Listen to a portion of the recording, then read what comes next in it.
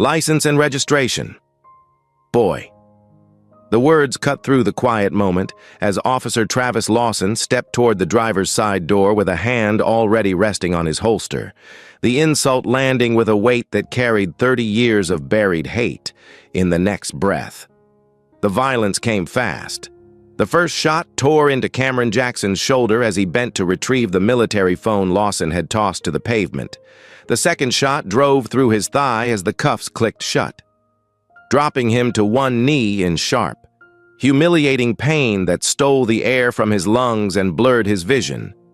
In that instant, even Lawson did not understand that these two reckless bullets would end his career, stain his family name, and open the darkest wound Oakwood had spent decades hiding. His life, his future, and his freedom collapsed the moment he pulled the trigger, though he had no sense of it yet. Standing above a wounded man he believed had no power to fight back. Before we continue this story, let me know where you are watching from, subscribe to the channel, and give me a like so more people can follow this journey. At 7:47 p.m., Major Cameron Jackson pulled into the Walgreens parking lot to pick up the medication his grandmother needed for the night. The kind she could not sleep without. The kind he always brought the moment she asked. His return to Oakwood still felt unreal, as though he had stepped back into a house filled with memories he had tried so hard to outrun. He carried the weight of long deployments, the medals no one could see, and the post-traumatic stress disorder he tried to hide from his daughter. All he wanted tonight was to finish the errand, drive back to his grandmother's house, and sit with her until she fell asleep. But Lawson had followed him for 3 blocks, watching the broken headlight, imagining a threat where there was none, convincing himself that the man behind the wheel could not possibly belong in his town. Cameron kept his hands visible the moment the patrol lights flashed. His voice stayed calm. "I am Major Cameron Jackson, United States Army." Lawson ignored the words. The badge on his chest did not mean order to him. It meant power. He reached through the open window, grabbed Cameron's military phone, and tossed it onto the pavement with a mocking smirk. Cameron leaned forward, careful and slow, every movement measured. His ribs tightened as the shots exploded, the sound echoing through the quiet lot with a force that stunned even him. He felt the heat of the bullet in his shoulder first, then the crushing burn in his thigh, the cold metal cuffs already locked around his wrists. Blood spread across his old Prairie View agricultural and mechanical shirt, the shirt his father had worn before him, the shirt he kept for days like this, days when he needed to feel anchored to something stronger than pain. On the ground beside him, the military phone vibrated once, silent, hidden, activating a classified protocol no civilian in Oakwood had ever heard of. Protocol Phoenix. A chain of alerts spread across encrypted networks, lighting up servers and sensors across 3 states. Within seconds, a red indicator flashed inside the Pentagon Watch Center. Lieutenant Colonel Sarah Ramirez leaned forward, eyes narrowing as Cameron's vitals, location, and the first seconds of grainy body footage streamed across her screen. She shouted into the intercom with a steady voice sharpened by urgency. "Officer down, domestic, Major Cameron Jackson." Her words moved with precision through the room. Generals stood, analysts pushed away their chairs. A map of East Texas expanded across the wall with Cameron's fading heartbeat pulsing in the corner. Within minutes, someone placed a secure call to the one person who had the authority to launch the response Oakwood had never imagined. General Michelle Grant listened without speaking. She had seen war, loss, and every shade of injustice. She had lost soldiers under her command, buried their names, and carried their stories with a weight she never allowed anyone to see. But the moment she heard Cameron's name, she knew this would be different.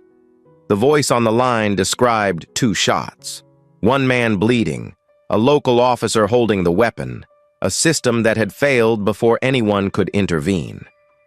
Michelle Grant ended the call with 5 words that moved like a hammer through the operations floor. Wheels up. We leave now. She knew what Oakwood had done. She knew what it had hidden. And she knew that tonight, the truth would not stay buried. On Main Street. Lawson stood over Cameron with a face full of contempt, unaware that the world was already turning against him. He muttered under his breath, pacing, shaking, half proud and half frightened by what he had done. He believed the town would protect him. He believed the badge would shield him. He believed no one important would ever care. But there are moments in life when arrogance blinds a man so completely that he steps willingly into the destruction he has created for himself. This was that moment for Lawson. Every decision he had made in the past 10 minutes would follow him for the rest of his life. 9 minutes after the shots. The first military alert reached Regional Command. 4 minutes later.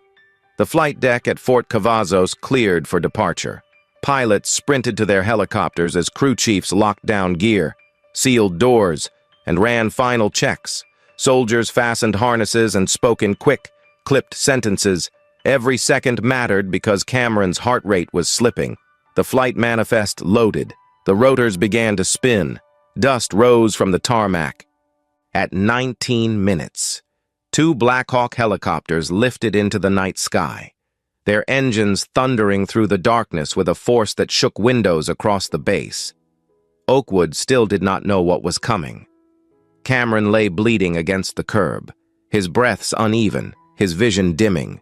Yet even as pain pressed through him, he felt the faint vibration of the phone again, a pulse he recognized, a signal he had trained to understand. Help was coming, real help. Help that did not depend on local politics or whispered promises. Help that answered to a higher oath. By the time the Blackhawks reached the tree line outside town, Cameron was drifting in and out of consciousness. But he would remember the sound. The deep, rising thunder of rotor blades cutting through the Texas night. A sound Lawson would never forget. A sound that marked the beginning of the end for every corrupt man who had controlled Oakwood for 3 decades. Ronnie Brooks had always believed the past could be buried. He believed that memory faded, that truth lost its voice, that a frightened 14-year-old boy would grow into a man who no longer remembered the way his father's body fell to the pavement in 1994. But memory lives in the places where pain was born. And on this night, as 2 Black Hawk helicopters screamed toward Oakwood, the ghosts of that year rose with a force he could no longer control.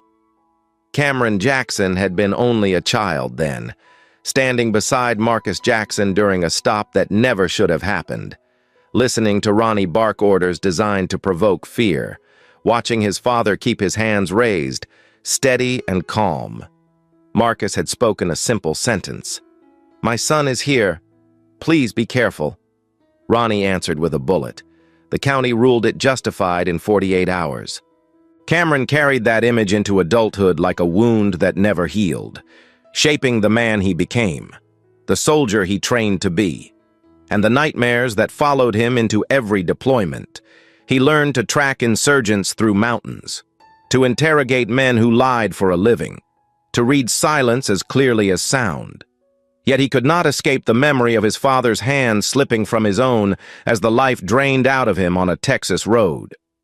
That single moment carved a hollow in him that no medal, promotion, or battlefield victory could ever fill. In the present, as the Blackhawks descended through the night, the sound vibrated through the bones of everyone on Main Street.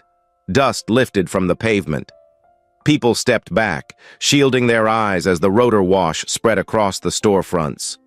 Cameron lay strapped to a stretcher beside the ambulance, drifting between consciousness and darkness. His mind caught somewhere between the memory of 1994 and the pain of this new wound. His breathing was shallow, his hands were cold, yet he forced his eyes open when he heard the engines roar overhead. He knew that sound. He had trained inside aircraft like these. He had seen them carry wounded soldiers out of danger.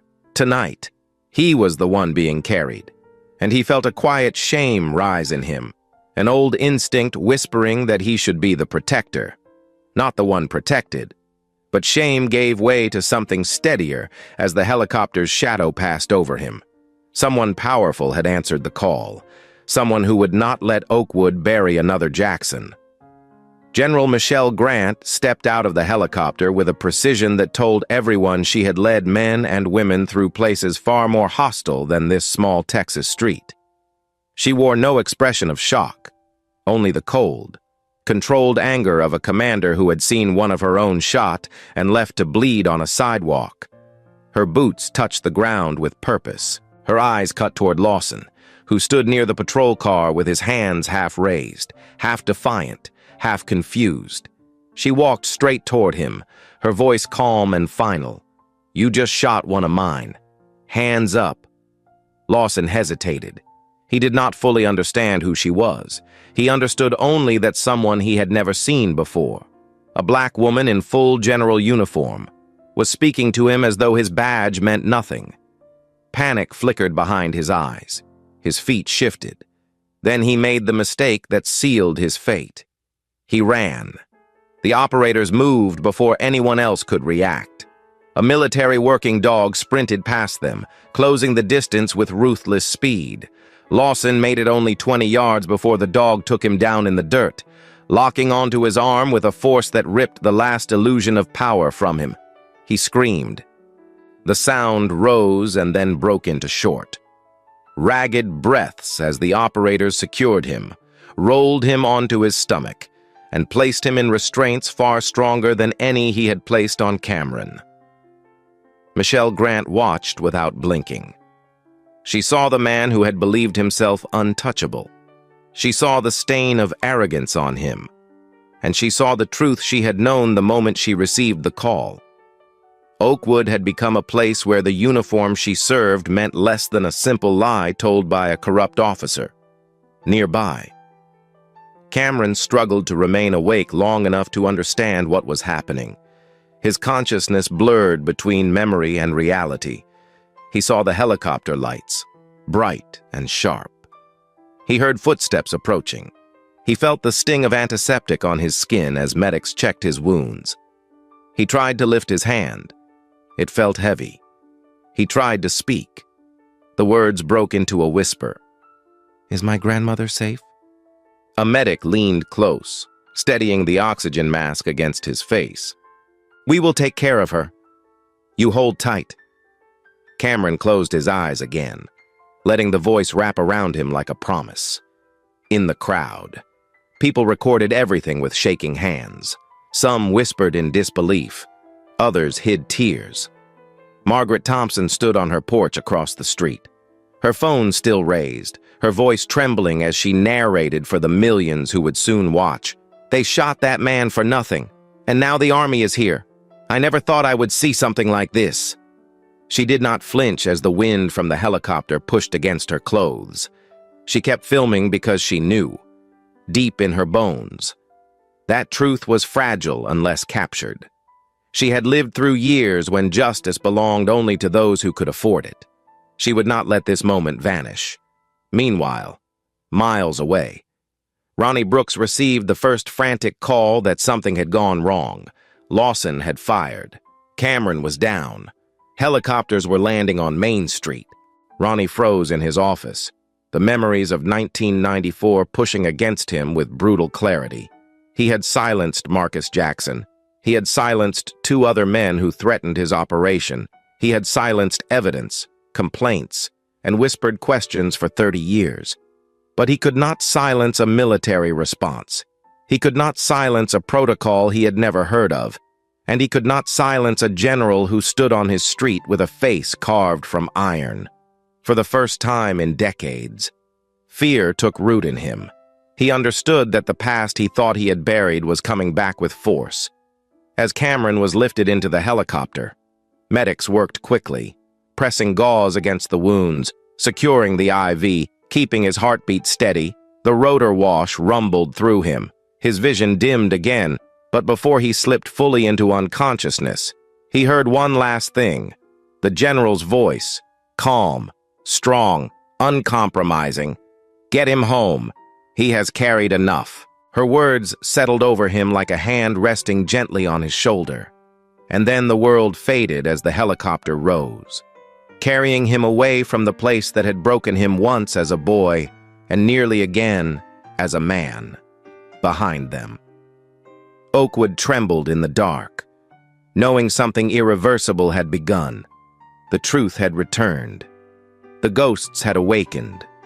And the fight that started in 1994 was no longer just Cameron's. It belonged to the nation now. Margaret Thompson had lived on East Maple Street for 40 years, long enough to know the difference between noise worth ignoring and noise that meant something terrible had happened. And when she heard the gunshots that night, she did not hesitate. She walked out onto her porch with the steadiness of a woman who had survived 2 eras of Jim Crow, 3 decades of quiet intimidation, and a lifetime of broken promises about justice. Her late husband had always told her she carried more courage in her small frame than most men carried in their whole lives, and as she lifted her iPhone to record the chaos unfolding across the street, she felt that same courage settle over her once more. The camera captured everything. Lawson standing over a wounded Cameron, the blood spreading across the pavement, the moment the Black Hawks descended, the arrival of General Michelle Grant and the military team, and the sound of Margaret's own voice trembling, not with fear, but with truth. "They shot that man for nothing," she said, filming without pause. "They think nobody is watching, but we are watching tonight."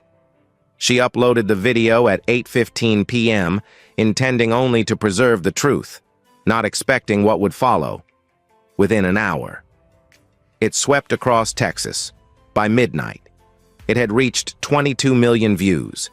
People shared it with the same urgency that Margaret had felt on her porch. They watched Lawson shove Cameron. They watched the shots. They watched the military arrive. And they understood that Oakwood, Texas, had become the center of a storm no one could stop. As the video spread, Oakwood police officers began to panic. They drove past Margaret's house with their lights off, hoping she would step outside so they could intimidate her, as they had done to others over the years. When 2 officers finally approached her porch and told her to hand over the phone before you ruin the whole town, she held it tighter and looked them straight in the eye. Her voice was calm, deliberate, and final. "I stayed quiet through Jim Crow. Not anymore." They stepped back, uncertain, shaken by the strength in her tone. They could not threaten a woman who had lived long enough to stop fearing men like them. She turned away, closed her door, and locked it with the quiet finality of someone who had chosen her side. Meanwhile, Cameron was being airlifted toward Fort Cavazos, strapped to a stretcher inside the Black Hawk as medics worked to keep him awake. His eyes drifted open in small, painful intervals. His pulse weakened with each mile. Blood continued to seep through the bandages wrapped around his shoulder and thigh. He heard faint voices calling out numbers. He felt the pressure of a medic's hand pressing against his wound. He smelled antiseptic. But through the noise and the blur, one instinct rose above all others. He needed to know if his grandmother was safe. His voice cracked as he whispered through the oxygen mask. "Is my grandmother safe?" A medic leaned close, adjusted the mask, and spoke with soft certainty. "We will protect her. Focus on staying with us." Cameron nodded, barely, and slipped back into the gray haze between consciousness and memory, chasing fragments of his father's face, his daughter's laughter, and the long shadow of 1994 that refused to let him rest. Back in Oakwood, Connor Reed sat alone inside a small office at the station, the blue glow of the computer screen reflecting the fear he had tried to suppress for years. He had joined the department at 24, hoping he could do some good, hoping he could help people, hoping he could live differently from the men who trained him. But he began to see the truth early on. Evidence disappearing, Money exchanged under tables, patrol logs altered, complaints shredded before sunrise. Ronnie Brooks at the center of all of it, smiling with the confidence of a man who believed no one would ever question him. Connor had said nothing at first. Then little things began to bother him more deeply. A teenager beaten for no reason. A woman arrested for asking questions. A man who vanished after being taken into custody. Connor told himself he would look away only once. But once turned into twice. Twice turned into silence. Silence grew into guilt. And guilt became unbearable the night Cameron was shot. He knew, as he stared at the glowing folders on the department server, that this was his last chance to do what was right. He inserted a flash drive, clicked through encrypted files that Brooks believed only he could access, and copied everything without hesitation. Audio logs, body camera archives, drug ledger spreadsheets, transfer orders that made no sense, internal memos signed with initials instead of names. He found one document that chilled him to the bone. 800 kilograms of cocaine reported lost from evidence lockers every year for 17 years. All accounted for in a private ledger kept in a folder labeled with a harmless title, Christmas Donations. He leaned back in the chair, the breath leaving his chest in a slow, heavy exhale. He had known there was corruption. He had never imagined this scale. He removed the flash drive, slipped it into his jacket pocket, and understood that he had crossed a line from which there was no return. As the night deepened, Margaret's video continued to spread. National outlets replayed the footage, analyzing each frame. Religious leaders spoke about it in emergency live streams. Soldiers posted messages of support for Cameron. Parents told their children they were watching history happen, for the first time in Oakwood's long, troubled past. Truth traveled faster than intimidation. Lies crumbled in the face of 22 million witnesses who saw the moment a Black Army major, home to care for his grandmother, was shot despite raising his hands, despite identifying himself, despite doing everything the officer demanded. Cameron regained consciousness for a moment as the helicopter approached Fort Cavazos. He felt the weight of the neck brace. He saw bright lights above him. His fingers twitched. He heard someone say, "We are landing!" He wanted to speak. He wanted to ask again about his grandmother. But the words did not come. Instead, an overwhelming exhaustion settled through him. An exhaustion built from years of serving a country that had always asked more of him than it ever returned. He let his eyes close, trusting that the people in this aircraft would carry him the rest of the way. In Oakwood. Connor stepped out of the station with the flash drive in his pocket, knowing the moment he crossed the parking lot.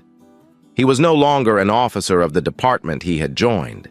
He was a witness, a whistleblower, a man who had chosen truth over survival.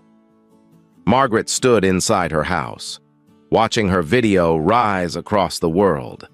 Lawson sat in restraints, bleeding from the dog bite on his arm, shaking with the first waves of fear he had ever felt in his professional life. And Ronnie Brooks stood alone in his office, staring at the phone on his desk, listening to the quiet, waiting for news he already knew would destroy him. Cameron Jackson should not have been on his feet, yet at 3 in the morning, wrapped in gauze, stitched at the shoulder, and limping from the wound in his thigh. He moved through the shadows beside Officer Connor Reed with the silent determination of a man who refused to let the past remain buried any longer. He had been released under military supervision for only a few hours, his body still aching from the helicopter flight and emergency treatment. But his mind burned with one goal: to find the truth about his father.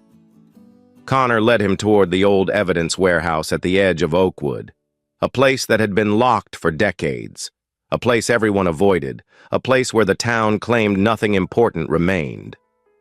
Connor carried a crowbar in his hands, his voice low and tense as he whispered, "If Brooks kept anything, he kept it here." Cameron nodded with slow, steady resolve.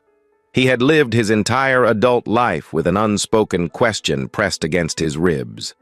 Tonight, he would learn the answer. The door opened with a groan that sounded like a cry from the past. The air inside was cold, stale, thick with dust and the weight of forgotten crimes. Shelves lined the walls, covered in boxes labeled with numbers no longer used by any active system. Evidence tags hung loose. Bags had yellowed. Files had curled. Cameron moved through the rows with careful steps, his breath controlled, his eyes sharp despite the pain that pressed against him. A faint memory tugged at him. The smell of this place, the silence, the echo of boots. He had been here once as a boy, dragged by his mother to demand answers about the night his father died. They told her the case file had been misplaced. They told her there was nothing to see.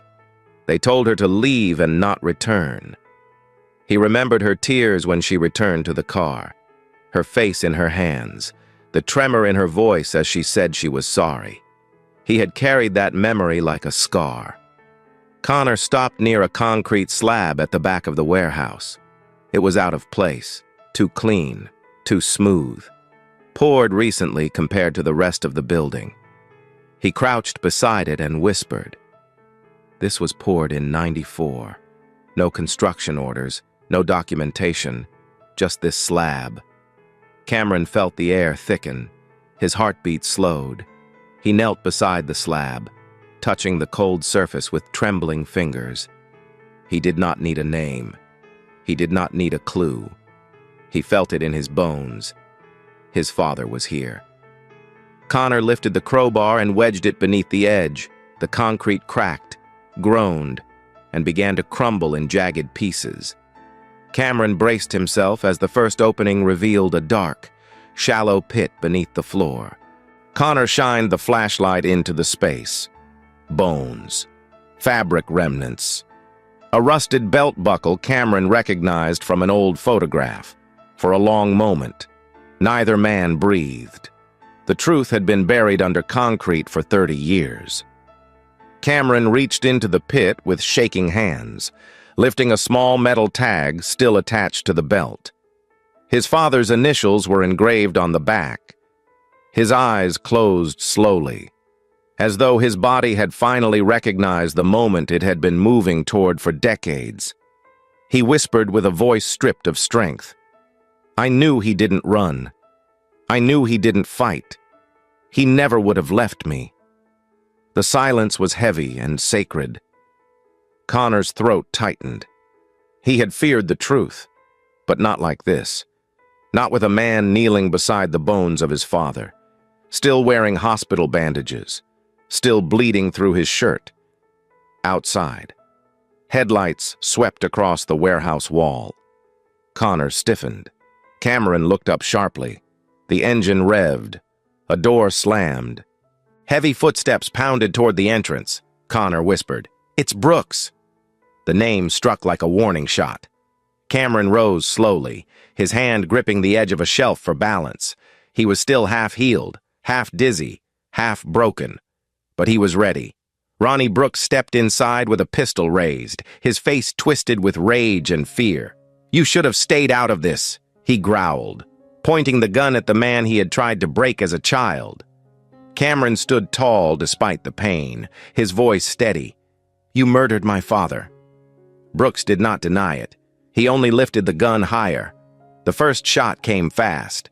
Cameron felt the impact slam into his side, sending him back against the shelves. Connor fired in return, his bullet striking Brooks in the leg. Brooks collapsed to the floor with a scream that echoed through the concrete. Papers flew. Blood streaked the dust. Cameron pulled himself upright, gripping his abdomen, refusing to fall. Brooks cursed through clenched teeth, shouting accusations, threats, lies. But his voice no longer mattered. The truth lay exposed at their feet. The silence after the struggle felt deeper than any shout.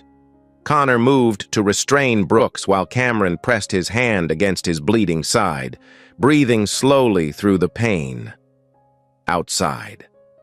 The world of Oakwood was erupting, News of Margaret Thompson's video had reached every home. Protesters formed around the police department. Families stood shoulder to shoulder, carrying signs with Cameron's name. Anger swelled into confrontation. Officers in riot gear pushed forward. The crowd pushed back. Something broke. A bottle shattered. A baton swung. Someone screamed. Then, the sound no town expects to hear from its own police. Live rounds fired into a crowd. Panic tore through the streets. 4 people fell. Their bodies hit the pavement in a moment that marked the darkest hour in Oakwood's history. Word spread instantly. Images flooded social media. People watched in disbelief as a small Texas town descended into violence. The mayor issued a rushed statement claiming control. The district attorney insisted the force was justified, but none of it mattered. The world had seen what Oakwood had become. A place where truth was buried under concrete. A place where a police chief murdered to protect a racket. A place where a man was shot while handcuffed. A place where a peaceful crowd had been met with bullets. Inside the warehouse. Cameron forced himself to stand. His vision blurred, but his resolve sharpened. The truth had been found. His father had been found. His wounds throbbed with fire. Yet he felt something stronger than pain. Purpose. Connor secured Brooks's gun and radioed for a federal team. Cameron leaned against the wall, his breathing unsteady. "It's over," Connor whispered. Cameron shook his head. "No, it's beginning." Across the nation, Margaret's video continued to spread, now joined by footage of the riots, the gunfire, the chaos. Reporters called it the largest civil rights crisis in modern Texas history. The president announced he would address the nation by morning. Oakwood stood on the edge of a reckoning 30 years in the making. The federal courthouse in Houston carried a tension that felt older than the building itself. A tension shaped by 30 years of silence and one night of violence that brought the entire state to its knees. And as Cameron Jackson entered the courtroom in a wheelchair, his uniform pressed, his bandages concealed beneath the fabric, the air shifted with the weight of a truth that could no longer be ignored. He had been healing for weeks. Yet every movement reminded him of the bullets that tore through him on Main Street and the deeper wound carved long ago by the loss of his father across the aisle. Ronnie Brooks sat shackled, his legs still stiff from the gunshot wound he received in the warehouse, his face pale with the fear of a man who understood that decades of power could not protect him now. Travis Lawson sat further down the row, hands trembling as he waited for the moment he would try to trade his loyalty for mercy. When the bailiff called the court to order, the silence tightened until it felt like a held breath. Judge Elena Vargas presided, her expression firm, her voice controlled, her eyes trained on the defendants with the clarity of someone who had read every file, every witness statement, every ledger Connor Reed had delivered under federal protection. The trial began with direct questions and direct answers. No theatrics, no distractions. Only the raw truth presented piece by piece until the walls of denial began to crumble. Cameron testified first, his voice steady yet heavy with emotion. He recounted the stop, the shots, the way Lawson spoke, the sound of metal cuffs tightening around his wrists as blood soaked his shirt. Then, with a controlled breath, he told the court about the night in 1994 when he watched his father raise his hands and still fall to the pavement. He described the fear in his mother's eyes, the rushed investigation, the way Oakwood silenced its own truth, and how that silence had ruled his life ever since. The courtroom listened without moving, each word sinking deeper into a space that demanded accountability.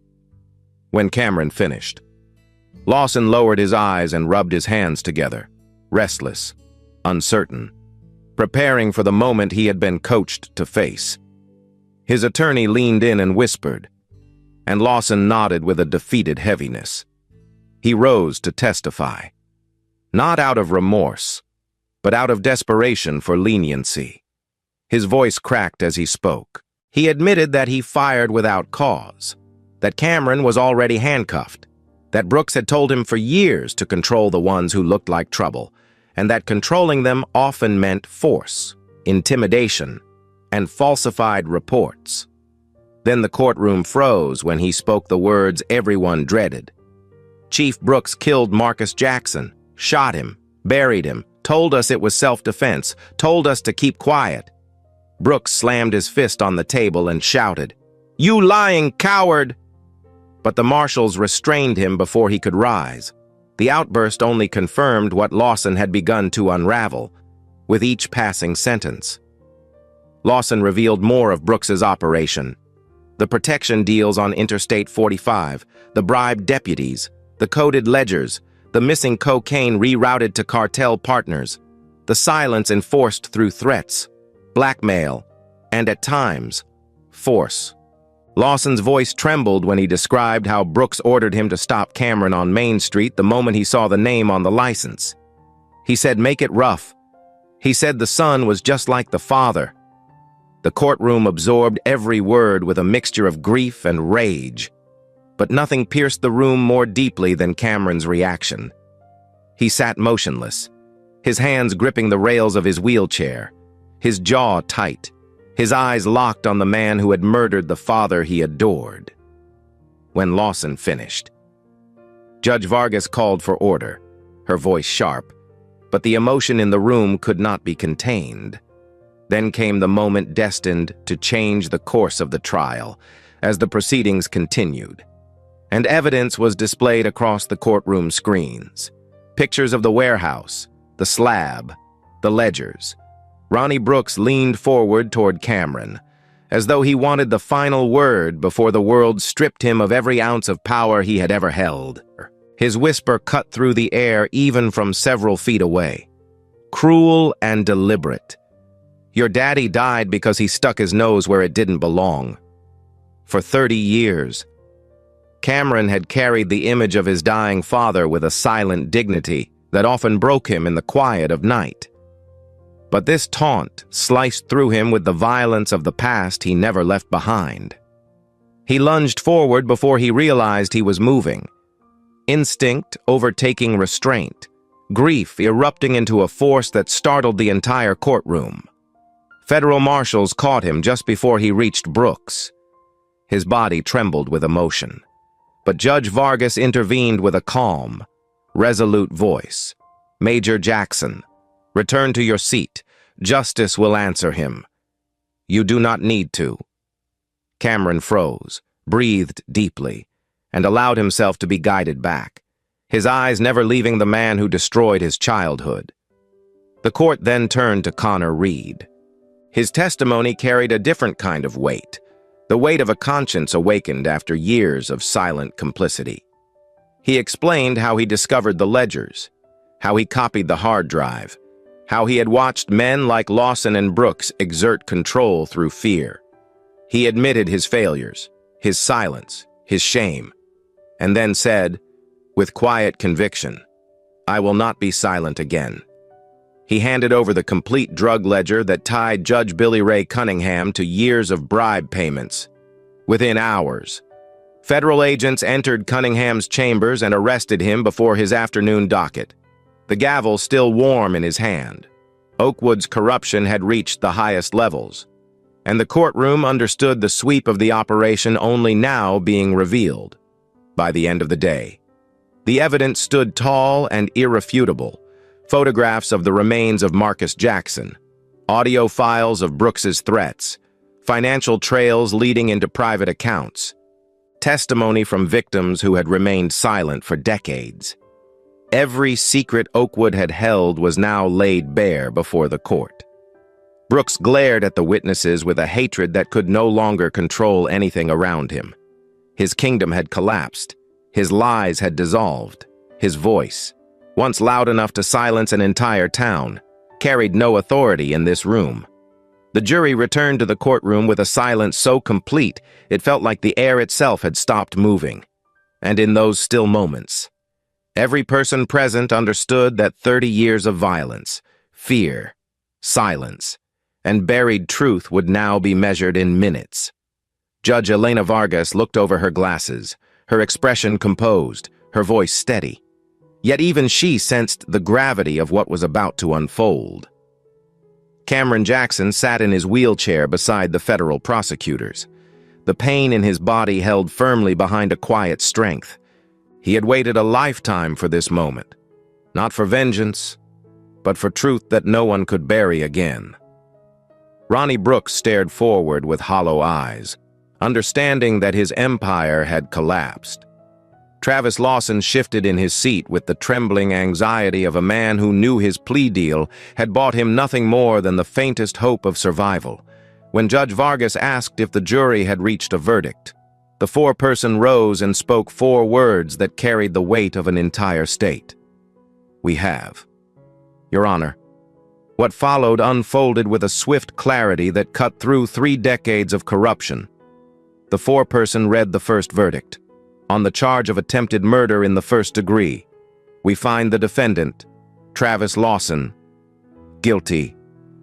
Lawson closed his eyes as the courtroom murmured, the word guilty echoing through him like a sentence he had known deep down from the moment he fired his weapon. Then the second charge, civil rights violations under color of law, guilty. Excessive force resulting in great bodily harm, guilty. The list continued, each count marking a life forever changed, each word stripping away the uniform Lawson once believed protected him. When the final charge was read, Lawson sagged back in his chair, his career, his freedom, and his identity erased in less time than it took him to pull the trigger. Then came the verdict everyone awaited with a tension that nearly shook the room.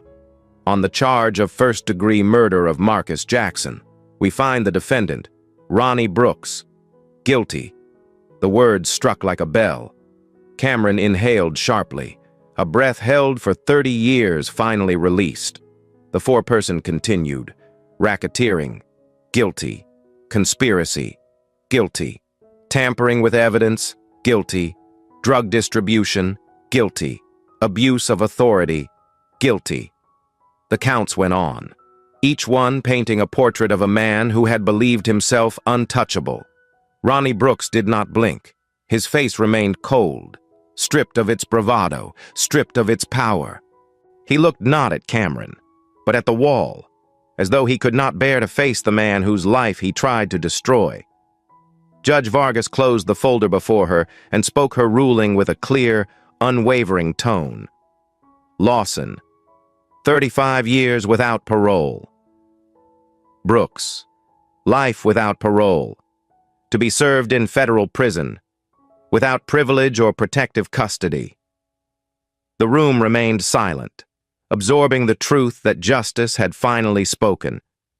Yet the consequences of that verdict extended far beyond the courthouse. When Lawson entered Huntsville prison, he carried with him a reputation that no man inside could overlook.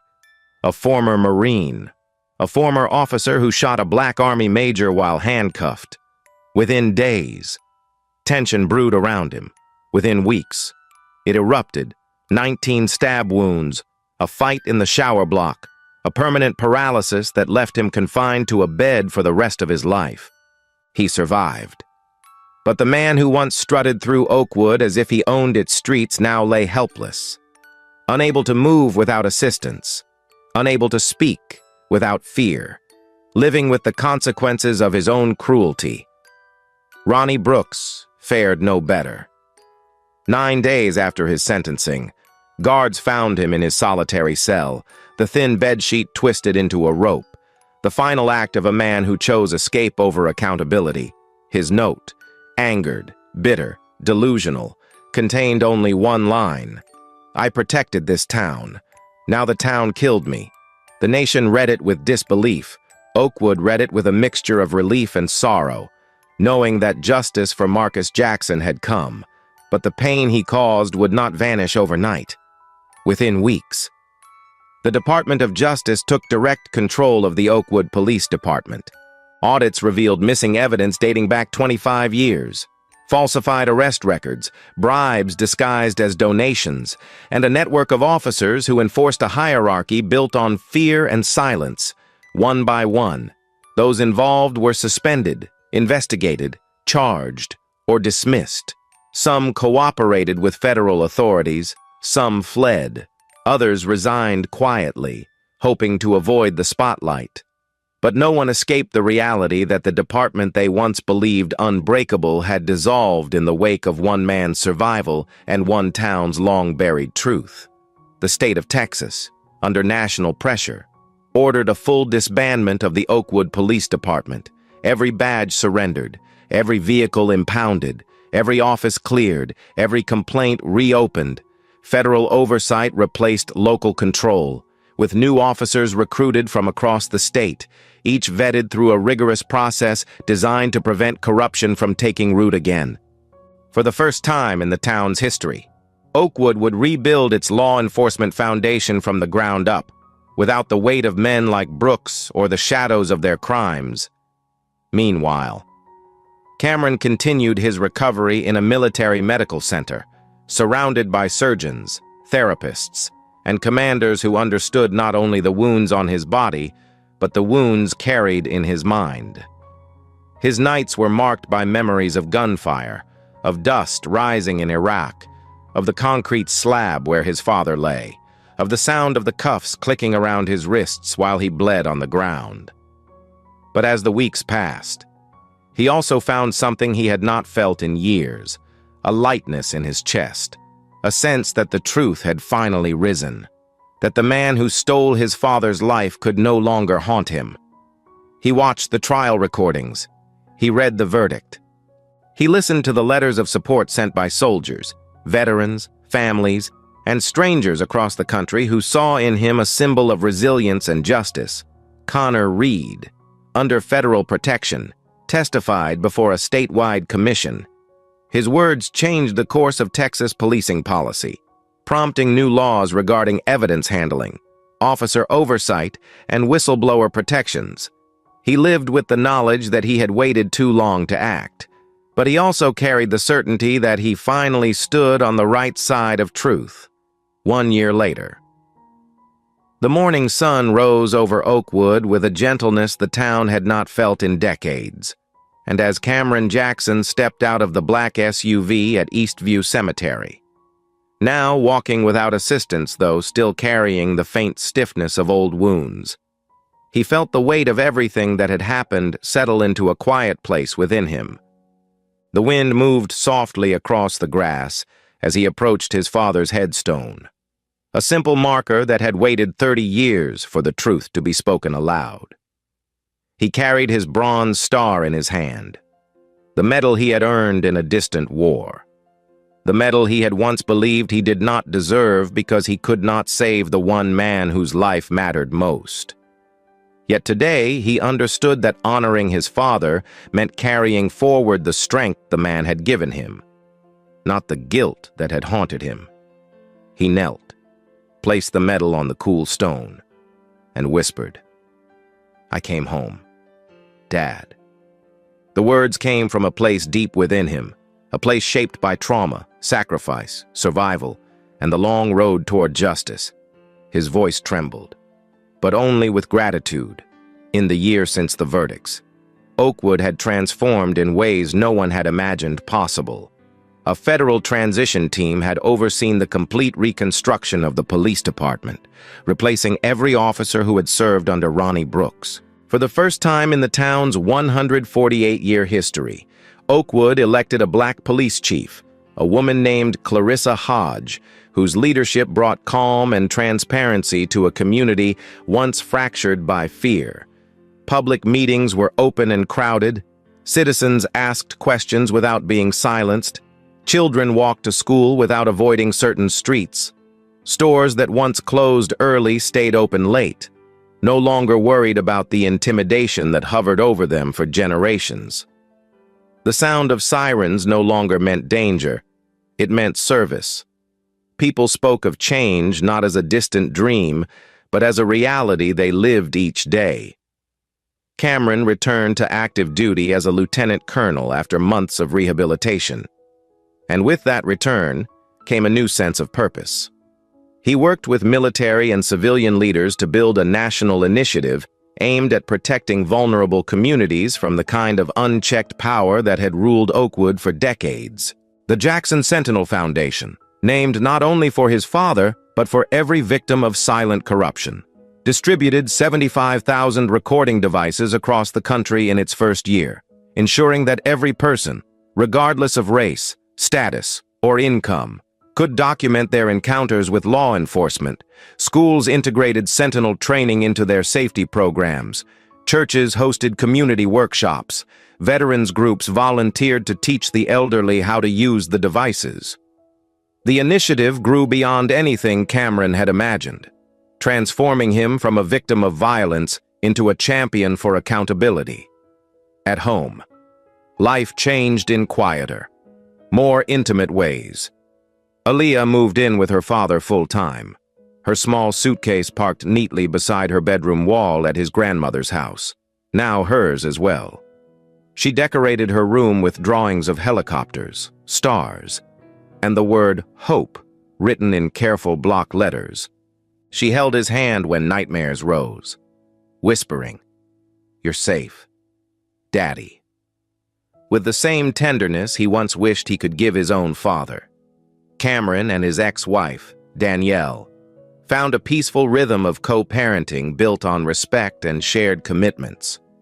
On weekends, the three of them attended community forums together, showing a united front before audiences eager to understand how healing could begin after trauma. Loretta Jackson, proud but gently tired from the weight of the year, became the voice of wisdom at every town hall meeting. People listened to her not because she was loud, but because her truth came wrapped in the dignity of 80 years, lived with courage. She stood beside Cameron during the launch of the Sentinel Foundation and told the crowd, "My son died for the truth, and my grandson nearly did too. We are done burying truth in this town." Her words became a slogan painted on murals across Oakwood streets. General Michelle Grant visited Oakwood twice during the year, each time welcomed with applause. She and Cameron shared a bond forged in crisis, a bond of mutual respect anchored in the belief that justice cannot survive without vigilance. During her most recent visit, she walked the Interstate 45 corridor with him, pointing to the highway that had served as the backbone of Brooks's racket. "This road won't carry fear anymore," she said. Cameron nodded, knowing that every mile of concrete held memories of suffering, but also the seeds of change. The federal oversight of Oakwood brought economic renewal. Grants flowed into the schools. New businesses opened along Main Street. A memorial for victims of police violence was installed in the center of town. With Marcus Jackson's name engraved at the top, people left flowers daily. Some left notes of apology for past silence. Others left letters of hope for the next generation. The space became a quiet reminder that grief, when honored, could guide a community towards something better.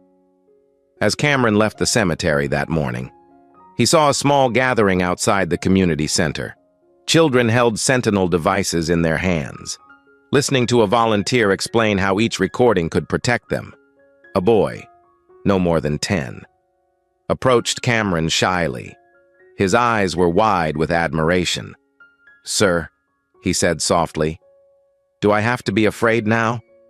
Cameron looked at him for a long moment, remembering the fear he carried as a child, the nights he lay awake listening for footsteps outside his window, the decades he lived trying to outrun a truth the town refused to confront. He placed a gentle hand on the boy's shoulder and answered with a voice filled with hope. "You don't have to be afraid. You just get to live." The boy nodded, gripping the small device as if it were a shield. Cameron stepped back, watching him run to join the others. The moment felt like a closing chapter, one written not with triumph, but with quiet redemption. He turned toward the sunlight, letting it warm his face, letting it ease the weight of memory. Thank you for listening. If this story moved you, please like, share, and subscribe. Your support helps these stories be heard.